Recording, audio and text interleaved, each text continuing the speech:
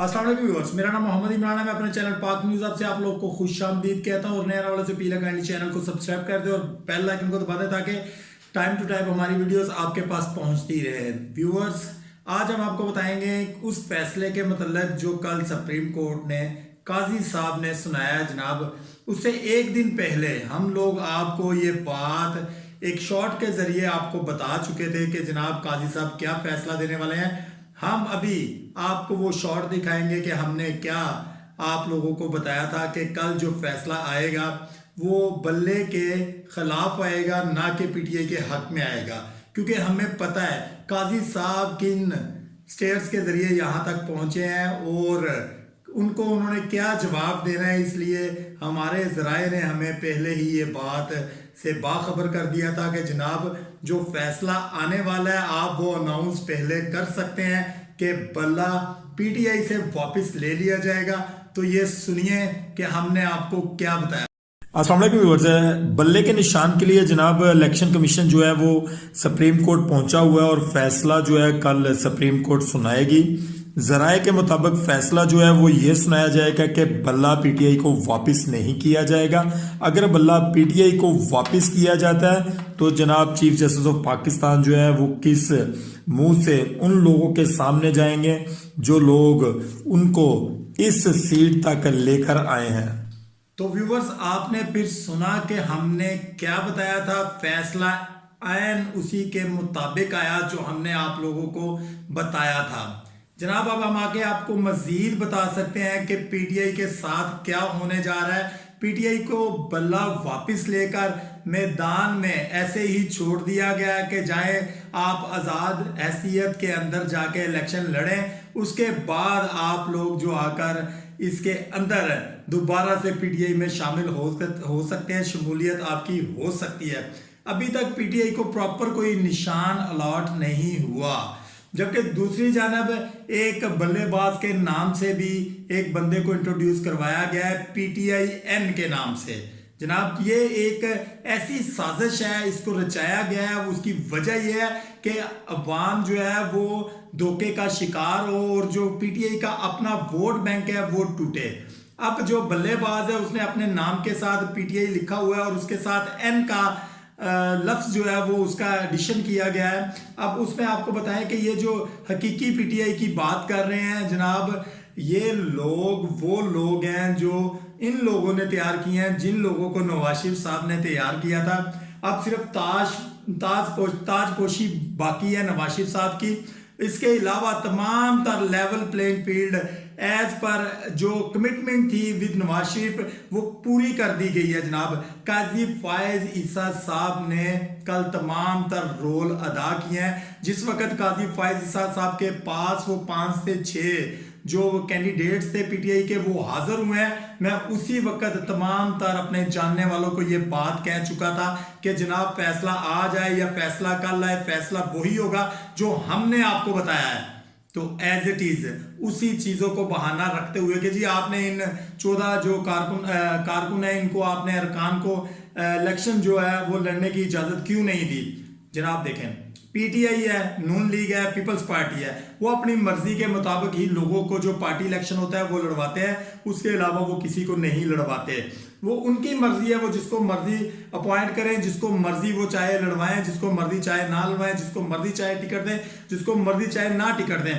आज तक peoples party ने, नून लीग ने, मौलाना फजलुर रहमान ने और भी बहुत सी जमातों ने जिन लोगों को टिकट्स नहीं दिए या इलेक्शन लड़ने के लिए या पार्टी इलेक्शन लड़ने के लिए, उनके ऊपर कभी भी समाअत नहीं हुई।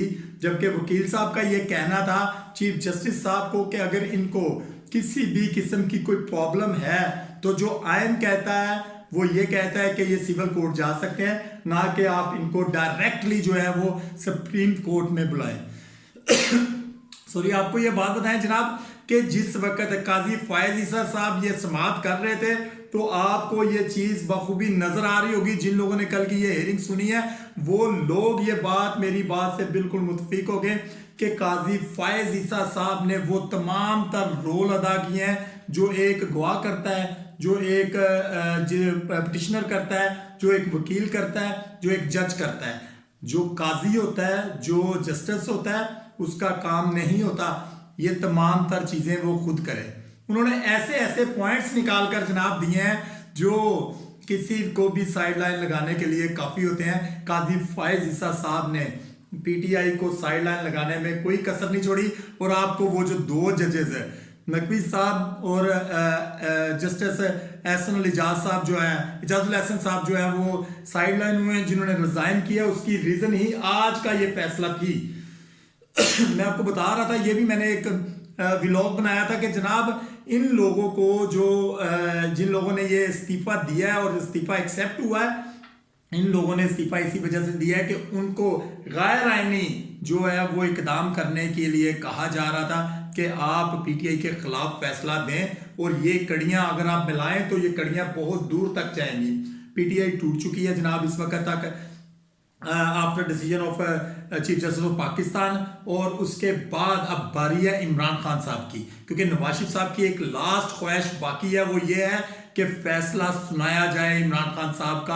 आर्टिकल 6 के तहत इमरान खान साहब को गद्दार करार देकर, जो मुहिब्बे वतन पाकिस्तानी है उसको गद्दार करार देकर तख्ता-ए-दार तक पहुंचाया जाए।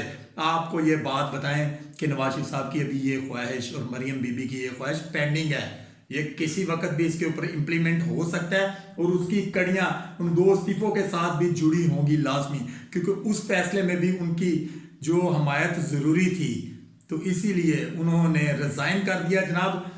कल पीटीआई को ऐसा दचका दिया गया है कि पीटीआई फिर भी कहती है कि हम इलेक्शन लड़ेंगे, आज़ाद हैसियत में हो, चाहे वो कोई निशान अलाट हो जाए। लोगों का ये कहना है, वोटर्स का ये कहना है, सपोर्टर्स का ये कहना है, कारकुनान का ये कहना है कि आप लोग सिर्फ 2 घंटे पहले बता दें कि पीटीआई का सिंबल जो है वो चेंज होकर ये से ये कर दिया गया है, तो हम लोग वोट जो है वो इमरान खान साहब को ही देंगे। ये सवालिया निशान है हमारी जमहूरियत के ऊपर। ये जो कहते हैं ना कल की समात के अंदर कि जनाब आज आप इतनी चीखें मार रहे हैं, पीटीआई के वकला को कहते हैं, तो उस वक्त क्या था जब नून लीग के साथ ये तमाम तर इकदाम किए गए थे। आप ये याद रखें, जो आज पीटीआई के साथ हुआ है, मतलब जो ये 1.5 साल से पीटीआई के साथ हो रहा है, ये आज तक किसी जमात के साथ नहीं हुआ।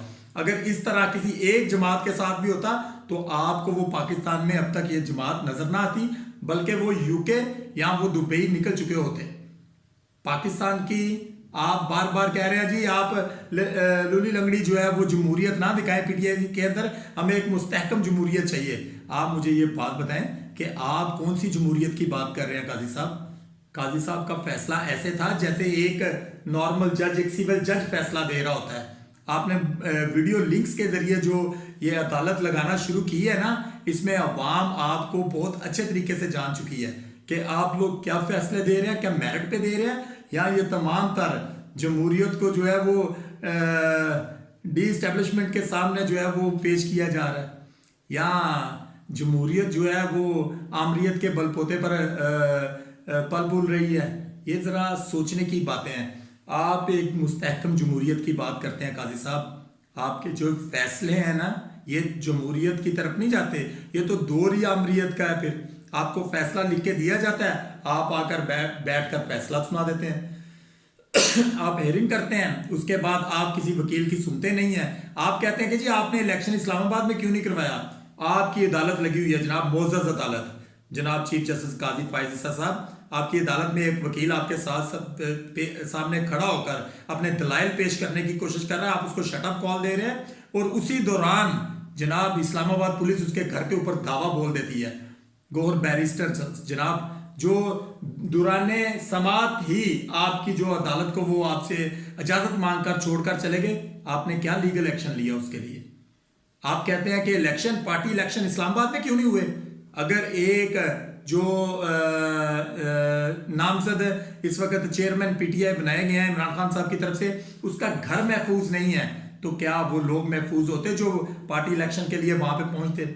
इसीलिए उन्होंने पेशावर का जो है वो इंतखाब किया, उससे आगे फिर एक गांव का इंतखाब किया। ये वजह यही थी कि कारकुनान या जो कैंडिडेट्स होंगे उनको वहां तक पहुंचने में आसानी पैदा हो, इसलिए ये इलेक्शन वहां पे हुए हैं। खैर, हमें इस बात का आपसे कोई गिला नहीं है कि आपने ये फैसला दिया है, क्योंकि ये फैसला 24 करोड़ अवाम को हमने एक दिन पहले ही बता दिया था कि फैसला ये आएगा जनाब, और वही फैसला है। आप लोगों को ये बात सोचनी चाहिए कि आप जो जस्टिस करने के लिए वहाँ पे बैठे हैं, एक दिन आपने मरना भी है जनाब। मरना तो खैर सब ने है, लेकिन आप लोगों की पूछताछ जो है वो बड़ी सख्त होगी। ये जो आप डायलॉग्स यहाँ पे बैठ के वीडियो लिंक्स के थ्रू बोलते हैं ना, तो वहाँ पे ये डायलॉग्स नहीं चलेंगे। वहाँ पे एक खुली किताब की तरह हम सब लोग वहाँ पे पेश होंगे, और अल्लाह ताला की जो ज़ात है ना, वो हमें, हमारा अजाब जो है वो उतना ही सख्त होगा। ये जितने हमारे ऊपर जो अल्लाह ताला ने एक ऐसा हमें बनाया है कि आप लोग फैसला करने वाले हैं, तो उसका अजाब भी अल्लाह ताला कहता है मैं वैसे ही उसको दूंगा। ठीक है, ये बात याद रखिएगा। ये आप जो दलील पेश करते हैं ना जनाब, वो उस वक्त नून लीग के साथ हुआ था तो आज पीटीआई के साथ हो रहा है, तो चीखे क्यों मार रहे हैं? ये दलील वहां पे नहीं चलेगी।